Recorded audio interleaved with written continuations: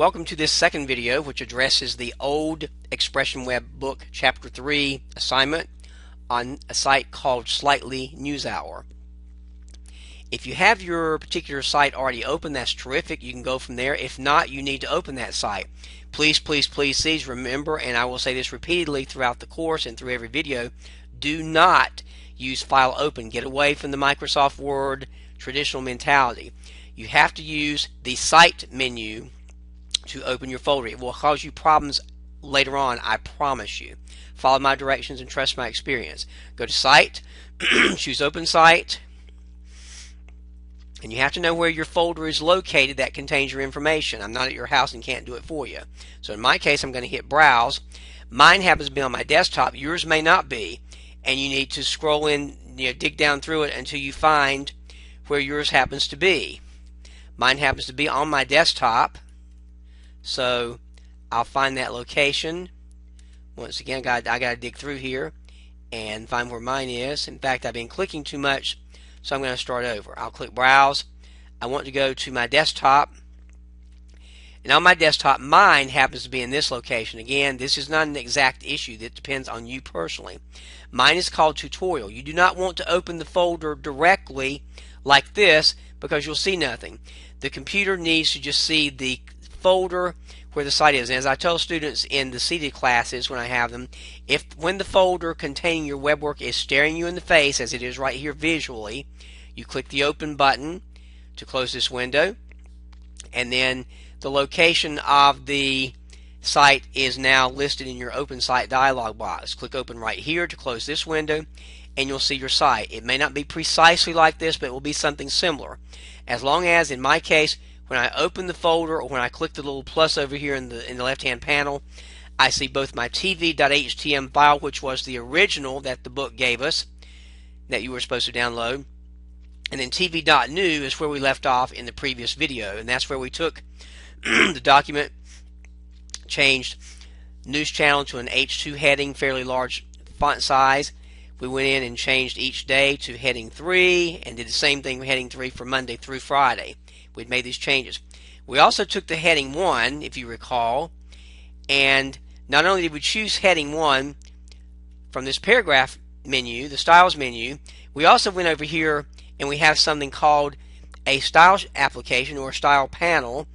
And when I look at heading 1, I did some special modifications of that heading 1. So if I were to take part of this document and make any part of it a header 1 or heading 1 style, it enhances it a little more than it usually does. In my case, from the previous video, we put an underline and an overline, one on top of the words, to this Slightly NewsHour phrase.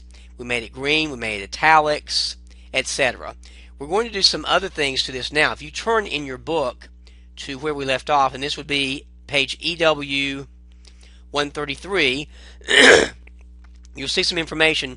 You really can't do a lot more than the average 4th or 5th or 9th grader with a web page if you're just going to use software where you click buttons and make magic happen. You need to know something about how this works under the hood of the car, so to speak. You need to know behind the scenes what's going on. The code is important to understand. You don't necessarily have to be a programmer, but it helps to understand some items. So very quickly, from page 133 in my own creation, I just want to give you some information. There are some very standard, every web page on the internet in some way or another has a programming language behind it, and a lot of people don't want to call it a language, but I will. I'm not going to argue semantics here. It's called HTML, Hypertext Markup Language, and there are certain vocabulary words, just like we have in English or Spanish, that are associated with it. One of them is called H1 for the large header, and of course you got H2 through 6. One is the letter P for a paragraph. We have something called an anchor link, the ahref that you see right here, hyperlink reference. That basically is associated with anything that has a link that clicks to another, that goes to a new page. You see that mostly with blue letters with an underline on it. You've got the word strong, which is the newer version of HTML, which means you're going to bold some words. And those language elements are built into the language automatically. We can do special things to enhance these particular elements. Now we did that in a way with H1, with the heading 1 side, when we did all this fancy prettying to it, making it green and underlined and overlined and all that. We have something called a dependent class. We can use something in the language called a class, and we can take a standard HTML element like H1 or paragraph, and we can make that unique. We might want some paragraphs, for instance, to have double spacing, some paragraphs to have blue letters, some headings to have a particular style. And to do that, whenever you see the word class referred to in this language, you're basically using the period, and that's why hopefully I made this large enough for you to see it on the video.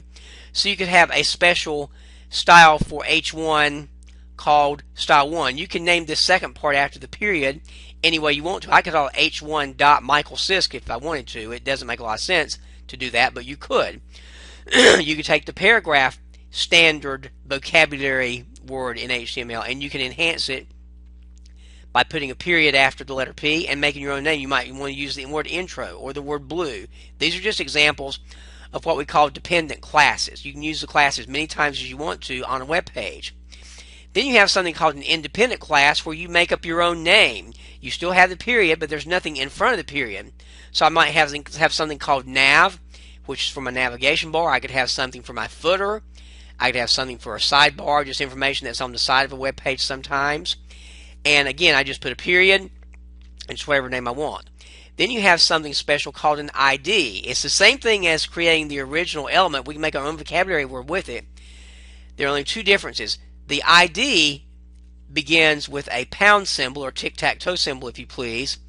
And again, you can make up whatever name you want to. The trick here is you can only use an ID one time on a web page. You cannot use it more than once. With the classes, you can use those as many times as you like. That's just a simplistic set of definitions for you as we start this exercise. If you turn to page 134, I'll go ahead and resume this web page with you that I've already got on the screen. So it's telling you to start it up. And what I'm going to do is to go over to the style panel, which we did earlier in the previous video. And I'm going over and I'm going to choose, and if you're looking in the book, if you're very exact word oriented, which I am sometimes, you're going over to page 134, step number 3, or step number 2 actually. So I'll click on the word new style. That's over here on the right, and it's blue letters. I'm clicking on it. You've seen this dialog box before when we had H1 there. If you remember previously in the last video, we actually chose one of the standard HTML words. This time what we're going to do, and you can do this any way you like as long as you get the words in there, you can choose the letter P right there, or you can just go ahead and delete it. Now you got to be careful when you delete this. There's that little period there which may be difficult for you to see if it's because of the video or poor eyesight or whatever. You have to do this as it says in step 4. Type the letter P, then a dot, and the word intro. I'm going to show you this for the highly visual learner. We're doing this guy right here. P.intro. You're typing that in. You're defining a special element called paragraph, and my guess is this is going to be the introductory paragraph, and you're going to put some special characteristics with that paragraph style. Now, paragraph by definition in a web page is a collection of sentences that has a space in front of it and a space after it, so it gives some separation between that paragraph and the rest of the text or other elements on the web page. And you can choose from any of these categories right here. We used the font category in the previous exercise and just chose stuff from these various drop-down menus. This time we're going to choose the word block as directed in step number 5 on the page. And for the line height text box, we're going to click that. It's just pretty straightforward, just making selections here. And we're going to choose 1.5. Now they're using a special size here called M. This comes from the old printer days when they actually printed newspapers manually as opposed to using computers with them.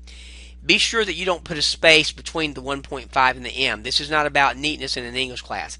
And the word M is spelled EM. Look at step 7, 1.5 EM. Click over there. You might see a PX over here that stands for the word pixels or percent or something like that. That's just a special word that deals with the size of the letters. In other words, they're going to be a little taller than usual. And now we're going, instead of using these other drop-down menus that you see through here, we're going to go to another category that says background. I want the background color of the paragraph to be different. Right now the background you're seeing most of the time right here in this dialog box is a white background or a gray background. Alright, in that category, every time you click one of these categories, a new set of features will pop up, as you can tell. So we're going to click the background color list, and you have choices here. You can actually type in a set of 6 alphanumeric characters that are codes associated with these colors, or you can actually click on the color. Now you can choose one of these 16 standard colors right here, or as the directions say in step 10, click more colors, and you can have various shades that you can click. Notice that if I click one of these little hexagons inside the big one, you'll see a color come up, and you'll see a special value that says hex FF66FF. Every color is in the computer world is a combination of red, green, and blue, and believe it or not, we can actually make all the colors. You have to go beyond the primary color concept in art class. You can actually make black with those colors, and the more red or blue or green, or the less of it you make, the different shades of various colors you can actually get here. So if I click more colors, you can either type this information in or you can find it. If you look at the diagram on page 135, it will give you an idea of the peach color, which is probably close to an orange. And if you click on it, you'll notice that the hexadecimal pattern will say FF9966. You want to click until you find the one that matches what's in the book, FFCC99. I'm going to see if I can find that for you. And there it is. Alright? And I found my color, so I'll click OK to choose that new color. And notice what happens. Your little preview at the bottom of this box will show you the background color and the size of the characters from the 1.5M we did earlier. And that will give you the selection to use right here. Now, when I click OK, now in the previous video, remember when I clicked OK, the text automatically changed. But this time when I click OK, all you're going to see is the name of the style, p.intro, over here in the list. Because this is a new invention, so to speak, and not a standard HTML value, we have to apply that style to whatever we want to use. So we're going to do that on page 135 at the bottom of the page. I'm going to go to the first paragraph, which is the one that starts with the phrase "Welcome to the home page." And you don't have to necessarily select it. If you especially want to select it, you can click that little P marker and it will select everything. I don't believe you have to do that. And all I have to do with that paragraph oriented, I just click the style that says P intro, and I'm not liking that necessarily. I'm going to click on the P and click p.intro again. I think what you have to do, this may be slightly different from what your book says. I clicked the P code personally to select everything, and you need to make sure, I may have told you wrong, I was thinking of this version versus what your book was saying. You have to select the entire, you have to select both the tag, the paragraph tag, and the paragraph. You can't just click inside. You can't do like Microsoft Word and drag across and select your text. You got to actually click on the P so that the tag and the paragraph are selected. And I just went to code view just to show what was going on. If you don't do it, then the style won't be selected correctly. Now what should happen in a perfect world, if I right click this, some people say you can directly click on it. I suggest that you right click it and then you'll choose, you're right clicking p.intro, and I'm applying the style. Right click, I'm applying the style, and my mouse is doing some crazy stuff because I'm in video mode trying to record this for you. If I click apply style, do you notice how it changed? I'll undo that and let you see it again. Just hover over, your book says to just directly click it. I believe in the new version you have to right click it, choose apply style, and notice it will change from that color to that peach color that you saw earlier. And notice the spacing between the lines is a little different. So I've applied that new p.intro style to this first paragraph, and you'll notice across the top that the tag associated with it now is p.intro, where if I click on this next paragraph, it just says the letter P. This is a special dependent style, dependent class that we use. If you were actually to look in the code view at the bottom of the screen where it says design split code, you'll notice something on, in my case, line 28, P class equals intro. So I have a special enhancement to this particular class.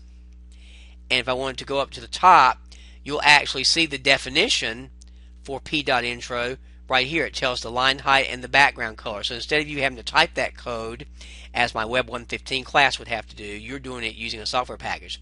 I'm clicking design to get back to normal. Alright? If you wanted to apply this to the second paragraph, you would do the same thing. What would you do to the second paragraph? Again, page 138. Click anywhere inside the paragraph and click on the tag. When you click inside the paragraph, the tag that says P will be automatically connected with it. So click the P and that will allow you to select both the tag and the text. Move back over to p.intro, right click on it, choose apply style, and that one will have that peach color as well. So you've done that. Alright, that's an example of a dependent class. Now when we get over to page 139, 140, we're going to create an ID. Now go back to the definition I gave you, which may not mean a lot because this is a very early time to do this chapter, and that's why I don't like this old book. I like the newer one better because it addresses it later on after you get used to the software package.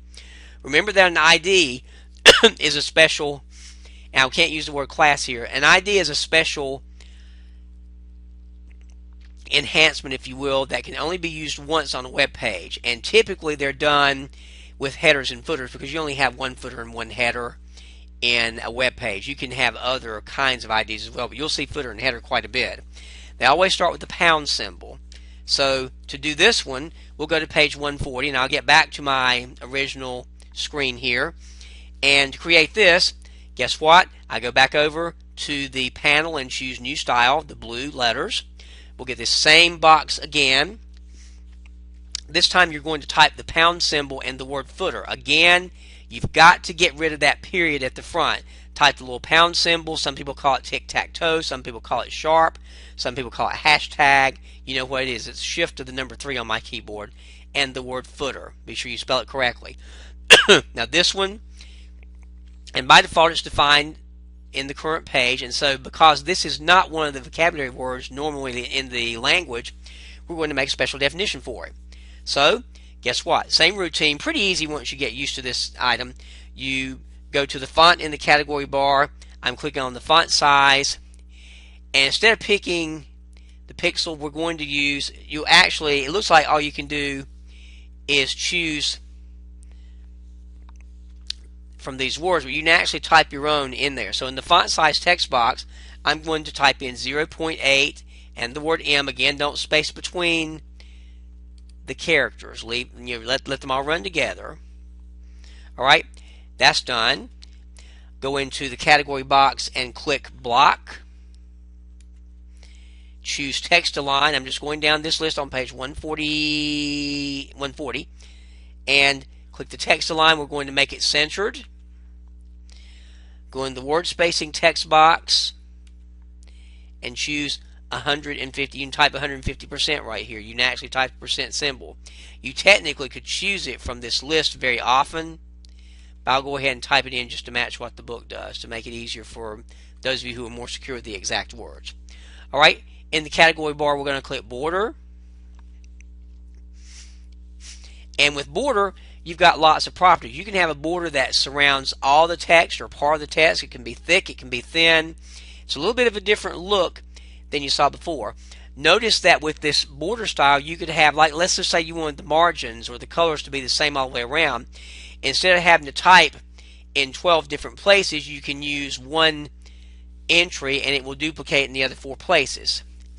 So when we get over here to border style, I'm not going to worry about excuse me, I'm not going to worry about definitions of these right now. I just want you to get through the mechanics. Click border style and click inset.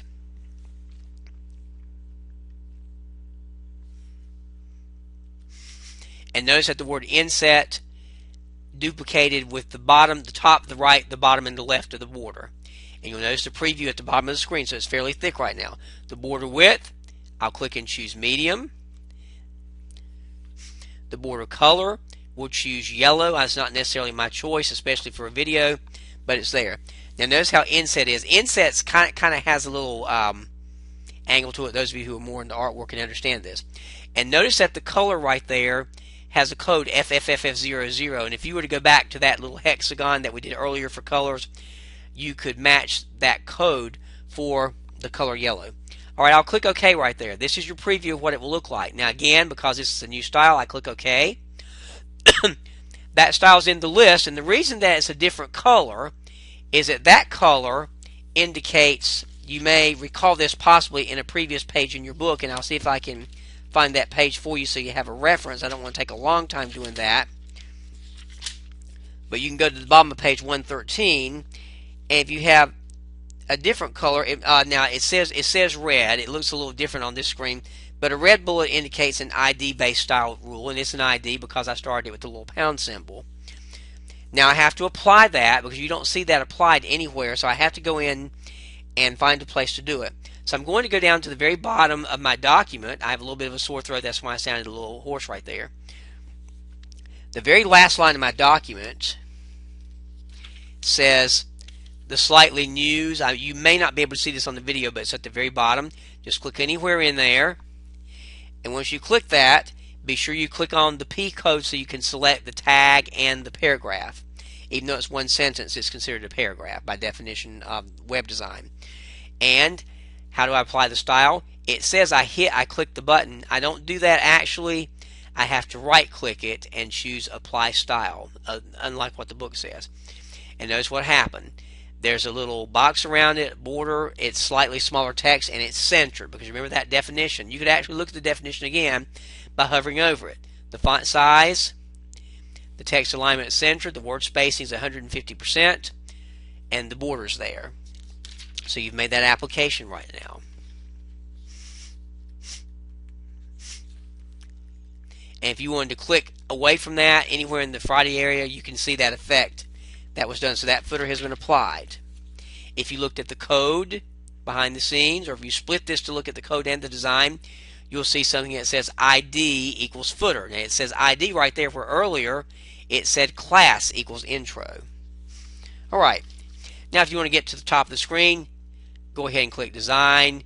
You can scroll up manually, or you can hit Control Home depending on what kind of computer you have, whether it's an Apple or a PC or whatever. And there you go. Now we can also change these styles. Let's say, what if we did this by accident, not necessarily making the style by accident, but what if we made a mistake in the entry and we want to change it? It's very easy to handle. I'm on page 144, 145 if you're looking at the book. Pause the video as necessary. You can right click any one of these styles in the list and choose modify style, and that will be your way of editing it. Like if I click modify style here, I'll get my screen for my footer. I can make changes, click OK, and I'm in business. So you can always change your styles if you need to. You're actually going to modify your style on page 145. So I'm going to right click the footer, choose modify style, which in my case is about halfway down the list, and there's my dialog box again.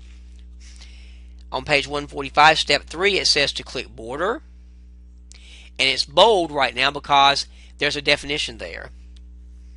Alright, we're going to go in and choose the border color list arrow and click maroon. Maroon is the fourth color in the top row. If you hover over it, you'll actually see the word maroon there. Click on it. Do you see the preview at the bottom of the screen? And when I click OK, because this style has been applied previously, and I'm going to in fact, I'm going to cancel this for a minute. You'll understand why in a second. I'm going to scroll down to the bottom because I want you to see the effect for those of you, again, who are highly visual learners. I'm going to go to Modify Style again, choose Border, change that to Maroon. You see me do this once already. And I want you to see the change with it. There's the box. Look at the bottom, and you'll see the yellow sort of border at the bottom. When I click OK, because this definition has already been applied to the footer earlier, you'll see it change from yellow, here I go, to that maroon color. So it's easily modified.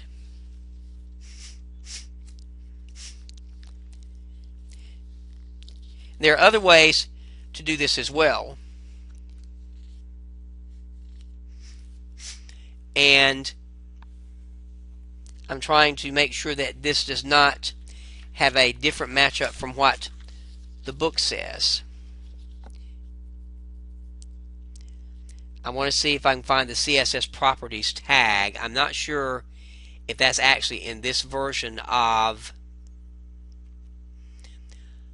Expression Web compared to your book. I think they may have modified, but I want to make sure that all this is okay. Yes, if you look over on the left-hand side of your screen, you'll see a panel over there that says Tag Properties, and you'll see one that says CSS Properties. They don't use that much in the new book because this apply styles is so much easier. But if you want to try it, you can go over to CSS Properties and click that.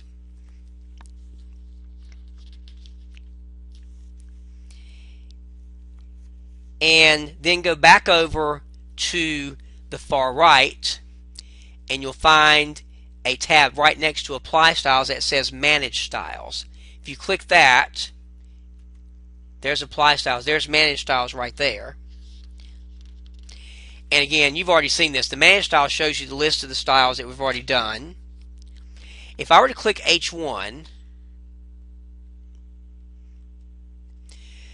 you will see over here, you're comparing the right panel to the left panel. If you click over here, if you click on H1, you'll see only the properties that apply to H1. You'll just see basically a list of the properties over here and see what's been done with them. If I were to go over and click p.intro on the right hand side, you'll notice the list over here in the CSS Properties will only show p.intro. You get the idea of what's happening. If I click anywhere else outside, it just goes back to a normal spot. If you were to click in the document, if you were to click the first paragraph, what will happen is you'll see over in the CSS Properties, you will see p.intro. If I were to go to the bottom of the screen, and this can get boring very quickly, and click inside the footer, you'll see the footer property over here in the CSS Properties, and you'll see on the right in the styles, you'll see that the pound symbol footer has been selected. Basically, this is just two areas where you can work with it.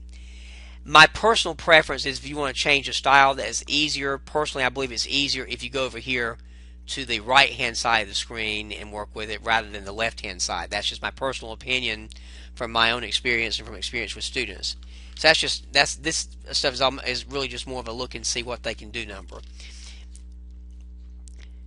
You can actually go over to these properties, these panels, and if you go between them, here's the folder list that has the list of our files inside the website.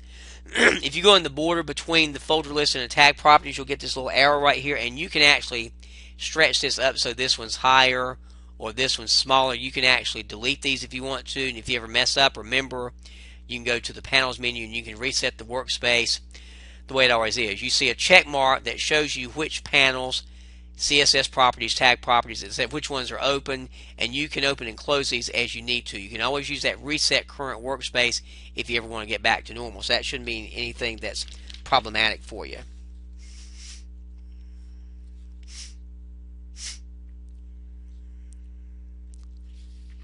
And what I'm going to do right here, let's go down to the footer, and I'm going to click inside the footer, and if I go down, if I look over at the footer, I don't want to confuse you here, because this is basically just showing you some features you can use on both of these panels. This can be kind of boring and sometimes a little scary, but you'll get through it.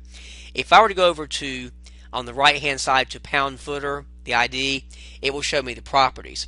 I can also do the same thing in a different kind of manner, different kind of display over here on the left with the CSS Properties, and that's what they're trying to tell you on page 150 and 151. If I went down, for instance, next to border, I could actually go in, I'm going to scroll up here to the word border, And if I were to click this little plus sign right here, it would give me a breakdown of what's been done. If you remember, we had medium for the width, we had the color right here, maroon, this by the code, and we had that little inset. It's basically just showing us how we can do that. And if I wanted to do this, I could, let's say I wanted to change the color, go over to page 152, and let's say I want the border color to be changed once again. I can click right here on the right hand side, and I'll get a little arrow, and I can actually go in and change the color right here too. For example, if I wanted to change it to navy as in the instructions, I go to the 6th color in the first row, change it right there, and notice that the color in the CSS properties right over here changed to navy. Notice that the footer changed to navy, and if I go over here to the right, you'll notice that it changed to that navy color. Even though it says 00080, that's a code for it. So you can make your changes on this end, on the left or on the right. My personal preference and my personal suggestion is that you stick to the right if you want to do it. Alright, we're going to create another class right here, page 153, and we're going to do another kind of border style. To do that, let's just go back over here, and if you're not in design view, mine happens to be in design view, just click over here and click anywhere in the document, and we've got another. Now I'm not sure if the toolbar is here or not. We're going to see if this works. If I go to view, and again just comparing old book to new book here, the toolbar that we have up there right now is the common toolbar, but there's one there called the style toolbar as well. And if you'll just go down here and select it, click on style, you'll notice at the top of the screen, probably, maybe not, I may be wrong here, let me take that back, click style, and there's a new toolbar that will come up across, right below it. You see right here where it says class and where it says ID, and it gives you a list of these so you can see them. Alright, so we have that down there. Alright, now again, just another way to do this, there is a button here. I think, yeah, there's a button right at the top. You've got the little symbol listed for you in step number 5 on page 153, and it's the new style button. If I click that, I get that same dialog box that I had earlier when I clicked new style over here in the panel. It's just another way to do it. That's all it is. Don't let it scare you. We're going to define a new style called border. Now notice that the dot's in front of it, so I've got to have dot border, not just border by itself. Be very careful with these periods. Now that's the name of my new definition, my new class. Now the name of its border. Now notice that it says in step 8 you're going to choose the border category, so this could be confusing. You've typed the word border, and now you're going to give a border property for the border class that we're making. We'll click the border style. Whoops, sorry about that. My mouse slips sometimes. The border style list, and choose the word solid. Again, if you need a point of reference, I'm at the bottom of page 153, and just click OK. Now, that particular style has not been applied anywhere. It's a new one. It's got the period in front of it. It's not an original HTML vocabulary element. To apply it, I got to find it somewhere. Now they're giving a very unusual situation here. You don't have to do it this way, but it's just a suggestion they're giving. They're saying that you can drag the toolbar below the Monday paragraph. I'm going to try this and see what happens. Again, this is an old version, so I'm not sure why you would do this. I don't think you have to. Let's click anywhere in the paragraph that says each day we report. I'm not going to fool with that other and see if this will work. Each day we report is right below the peach colored paragraphs. So I'm clicking right in that paragraph. I'm going to select the paragraph tag so it gets the whole paragraph selected. Now what I can do, you don't have to reposition the toolbar, that's ridiculous. Alright, I'm going to click right here and choose the word border.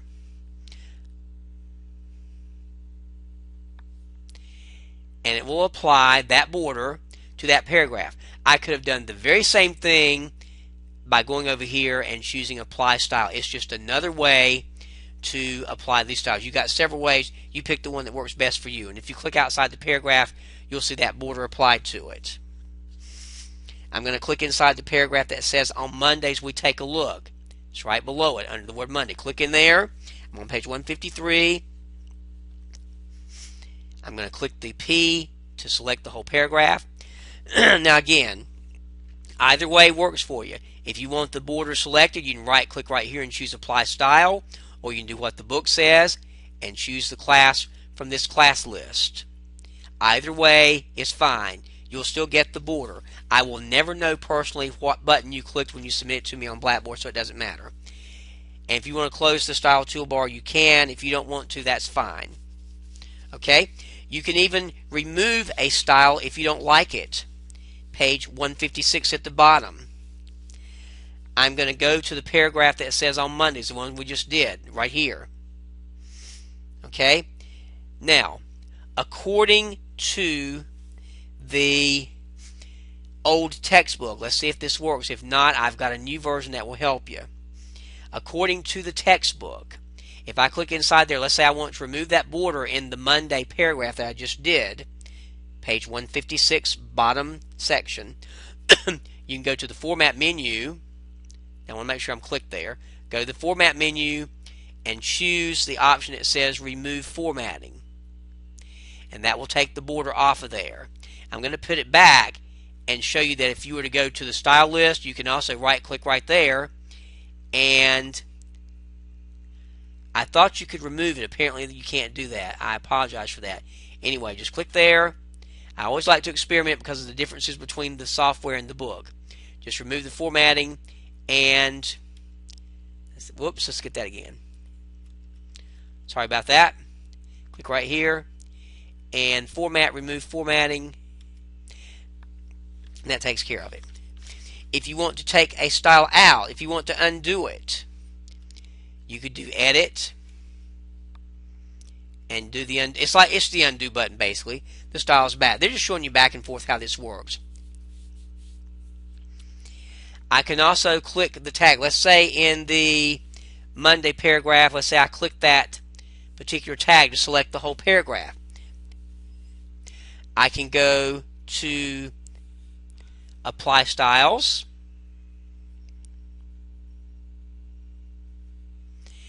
and there are some options there.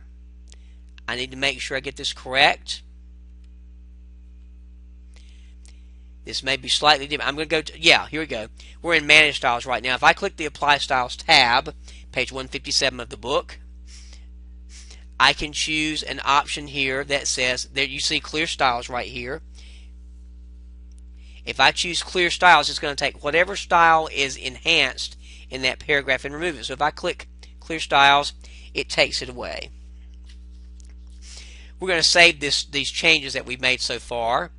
And you can do this by going File, Save As. You can do Save if you want to. I typically do, again, you got a lot of ways to do this. You can actually hit F12 directly, or you can do Save As. It's totally up to you. And leave the name the same. Or you can just do File, Save. You don't have to be super exact. And then if you want to preview this in the browser to see what it looks like on the internet, you can go to Preview in Browser under the File menu. And those of you who are questioning what I said maybe on an old test about Super Preview, you have options here where you can look at different versions of the web page, whether it's on a mobile device, on a phone, something smaller than a mobile device, a tablet, on a standard computer or whatever. You have various means of looking at it in different formats. You also can look at it in different browsers, whether it's Internet Explorer or Firefox or Chrome or Mozilla. You can add browsers to it. The shortcut for that is F12, and that will show it in Internet Explorer. So if you hit F12, it will show you this page on the internet, what it would look like. You're not actually live on the internet, but you can look at what it would look like on there. Now notice I can tell that I'm not in Microsoft Expression Web right now because you don't see a title bar across the top of the page. And I just click the little X to close it. And that's where I'll leave off at this video. This got a little lengthy because of the detailed explanations. There will be a third and final video for this chapter as soon as I can get it created. If you have any questions, please contact me.